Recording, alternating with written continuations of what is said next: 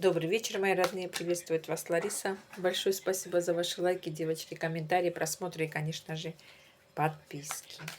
Давайте посмотрим на Таро, что стучит, а что гремит в ближайшее время. Что стучит и что гремит. Что стучит и что гремит в ближайшее время. Стучит. А стучит человек, с которым была башня, постучит к вам. Из-за кого вы стали королевой мечей? Вы узнаете о том, что он начал работать над собой. Гремит, девочки, гремит, что-то новое в вашу жизнь входит.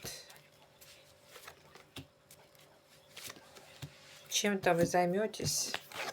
Многие девочки займутся чем-то новым для себя, увлекутся. И по правосудию это дело им даст огромный шанс заработка.